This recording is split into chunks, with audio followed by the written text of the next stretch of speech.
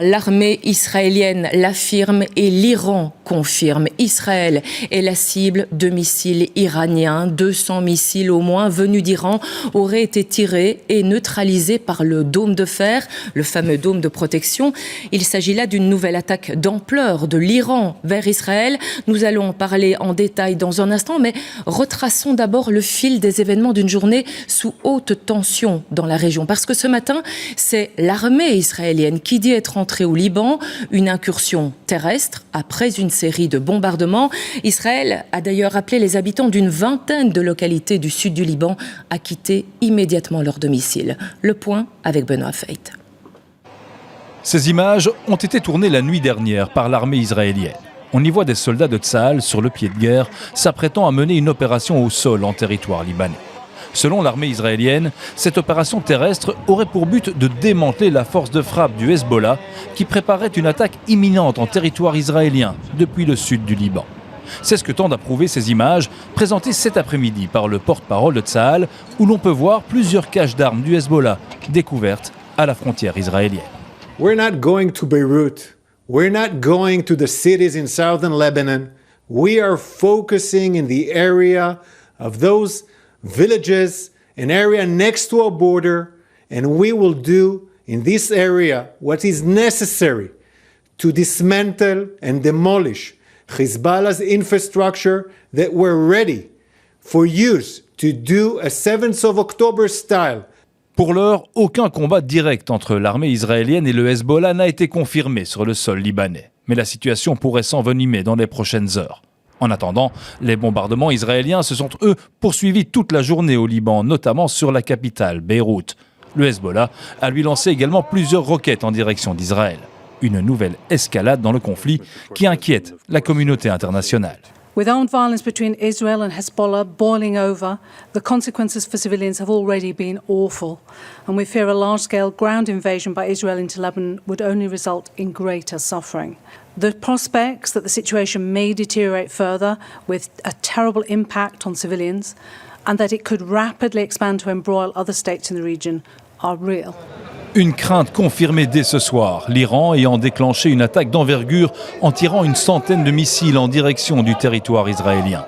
Un pas supplémentaire dans la guerre qui rend l'embrasement régional tant redouté plus proche que jamais.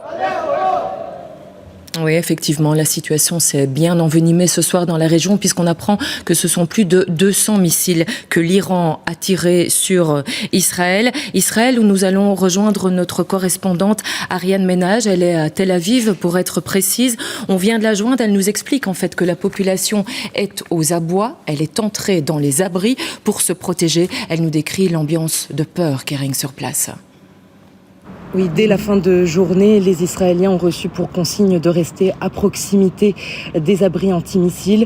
Et puis, en début de soirée, donc, l'Iran a lancé cette attaque, plusieurs centaines de missiles vers le territoire israélien. Ici, à Tel Aviv, on a entendu de très nombreuses sirènes d'alerte et puis de nombreuses explosions, ces bruits d'interception dans le ciel de missiles par la défense antiaérienne. Il est encore très difficile pour le moment de donner le bilan de cette attaque iranienne qui n'est d'ailleurs peut-être pas terminée.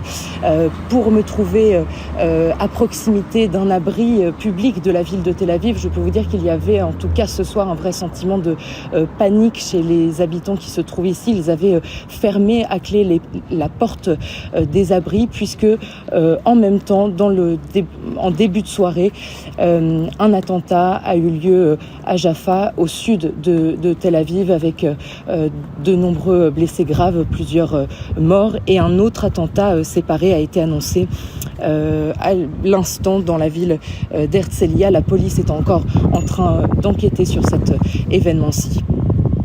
Voilà pour le point sur une situation sous haute tension en Israël. Bonsoir Régis Derat. Bonsoir. On le répète, des missiles iraniens ont été envoyés en direction de plusieurs grandes villes israéliennes. Oui, tout à fait. Plus de 200 missiles ont donc été tirés vers Israël depuis l'Iran. C'est ce que rapportent les médias israéliens ce soir. C'est ce qu'a annoncé également l'armée israélienne. Des missiles, c'est vrai, dont on ignore exactement la capacité, la portée à ce stade. Des sirènes, on vient de l'entendre, ont en tout cas retenti dans tout le pays. Les Israéliens ont reçu ce message d'alerte maximale, d'alerte rouge sur le portable, les invitant à rejoindre donc les abris. Ces missiles, en tout cas, ont été interceptés par le système de défense israélien. Des explosions, des missiles interceptés ont été entendus. Ariane Ménage vient de l'expliquer, dans tout le ciel israélien. Il faut dire que le système de protection de l'État hébreu est très perfectionné. Il est constitué d'une très puissante batterie anti-aérienne. Mais les gardiens de la révolution en Iran l'ont confirmé. Ils ont confirmé cette attaque il y a quelques minutes et l'Iran prévient d'autres missiles seront lancés si Israël se lance dans des représailles. Oui, et je vous lis les informations qui nous parviennent à l'instant. Il n'y a aucune victime pour l'heure à déplorer, c'est ce que dit le porte-parole de l'armée israélienne, mais il affirme que cette attaque est grave et qu'elle aura des conséquences importante. Et pourtant, Régis, le secrétaire général de l'ONU l'avait dit cet après-midi, la guerre totale doit être évitée. Il n'a pas été entendu. On vient en tout cas évidemment de franchir un pas encore supplémentaire après tous les pas déjà franchis ces 10 derniers jours.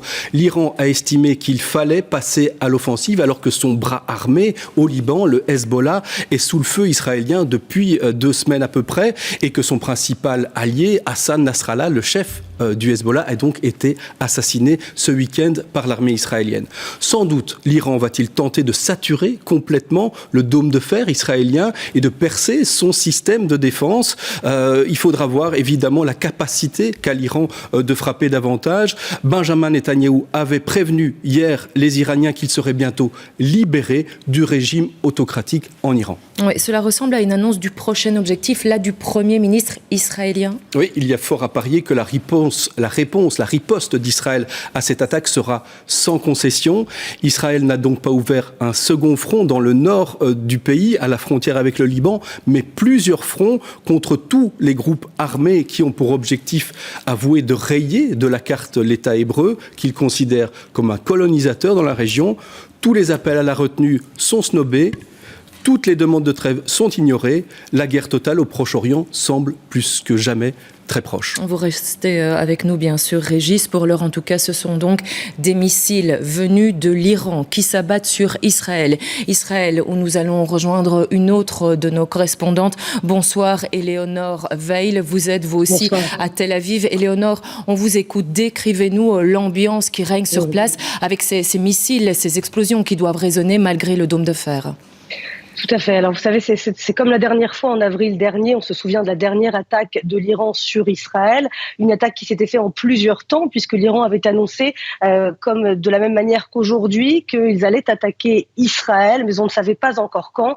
Et depuis cet après-midi, c'est vraiment un mouvement de panique quand on a entendu le porte-parole de l'armée israélienne s'exprimer à plusieurs reprises sur les chaînes de télévision en disant qu'une attaque iranienne était imminente et en appelant les citoyens à se diriger vers des abris, à rester près des abris et en interdisant les rassemblements de plus de 300 personnes en extérieur ou de 30 personnes en intérieur. Je vous rappelle que demain, c'est le début des célébrations du Nouvel An juif et que des centaines de milliers de personnes sont attendues à Jérusalem pour les prières traditionnelles. Donc les Israéliens comprennent bien qu'on entre dans une nouvelle phase de cette guerre alors que les troupes israéliennes ont débuté il y a 2 jours une offensive terrestre au Liban, que des missiles ont été lancés depuis le Liban, aujourd'hui encore en territoire israélien, sans faire de victimes, que les Houthis du Yémen, également une autre des milices proches de l'Iran, ont également tiré ces derniers jours des missiles en direction d'Israël et du centre,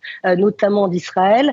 Et puis quand on entend les réactions des responsables israéliens qui disent aujourd'hui que l'Iran paiera le prix fort, quant à l'Iran, ils expliquaient, j'entendais en plateau que vous parliez de cette réponse, mais c'est une réponse et c'est une déclaration qui vient d'être entendue aux éliminations israéliennes de Hassan Nasrallah, notamment du chef du Hezbollah, et d'Ismaël Haniyeh, chef du Hamas, qui avait été éliminé en juillet dernier à Téhéran par les Israéliens. On comprend donc bien qu'on entre aujourd'hui dans une nouvelle phase et qu'Israël, une fois de plus, va devoir faire face à ces fronts variés, l'Iran, le Liban. Reste à savoir quelle va être la réponse d'Israël, parce qu'une chose est sûre, il y en aura une à cette attaque iranienne d'aujourd'hui.